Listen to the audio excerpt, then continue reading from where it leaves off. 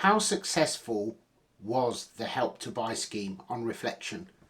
This was introduced in 2013 and basically mainly first time buyers who had managed to save up a 5% deposit could get an equity backed loan from the government for the remaining 20% of their deposit. So basically the government would fund the other 20% and own a 20% stake in their property. As far as I'm concerned, even at the time, but certainly now, I felt that the Help to Buy scheme was not a Help to Buy scheme. It was a Help to Sell scheme. It wasn't to help buyers, it was to help developers.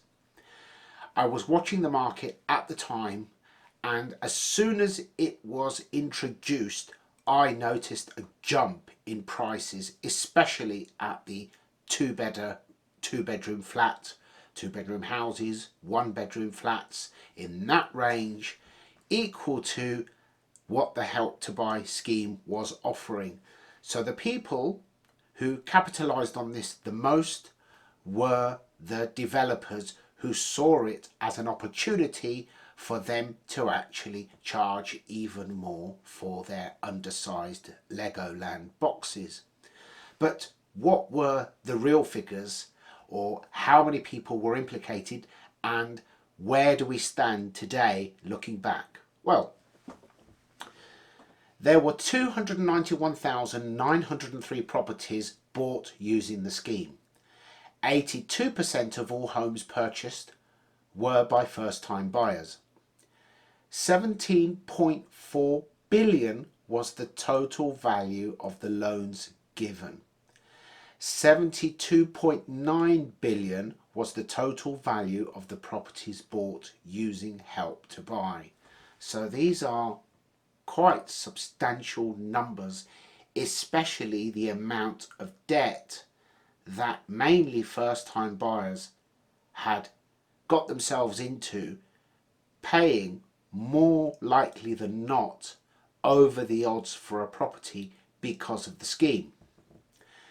18% used Help to Buy to purchase flats. 82% used the scheme to buy houses from detached, semi-detached and terraced houses. 51% of borrowers had household incomes between 20 and 50,000. 2% of applicants had household incomes below 20,000.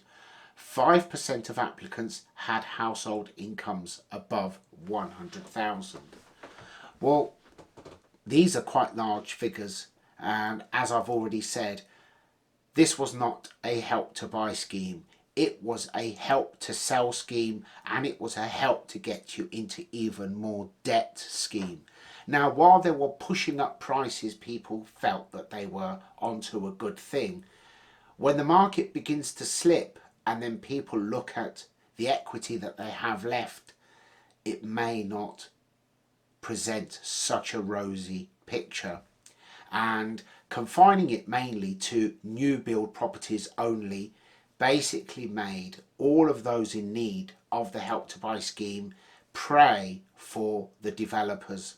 If there were going to be any form of government intervention into housing, then it should have been more a case of a mortgage guarantee scheme, so that it would protect first-time buyers. That could also be in an insurance-backed scheme as well, so that first-time buyers need not pay higher rates, but the lenders could have some sort of security because they were lending money against a smaller deposit.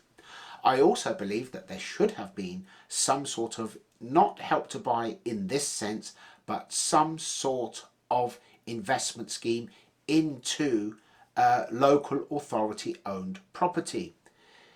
Now, let's assume, ridiculous as that may seem, that local authorities were fiscally responsible. And let's also assume that there were tax incentives for individuals to invest money into property bought by local authorities. So the local authority could raise the 10 or 15 or 20% deposit from private investment and those private investors could get tax incentives, a tax-free return, no capital gains tax on the gains they make on their stake in the property. And that way, effectively, local authorities could have then bought properties without really needing any money, and it would have been self-financing, and it would have been a way for the public to be stakeholders in local authority property, to increase state-owned property or state-managed property, to make properties available. There could have been further incentives for properties that were brought back into use, and so on and so forth. But what am I saying? This is logical, and as I'm sure you've gathered, nothing that the government has done, local authorities have done, nothing that the Chancellor has done has actually made sense over the last few years. It is the people of this country that have brought this country to where it is or where it was, not because of the government, but despite the government, because for many years now, unfortunately, the lunatics have been in charge of the asylum. Anyway, love to hear your thoughts. I'll be back in another video. See you soon. Bye bye for now.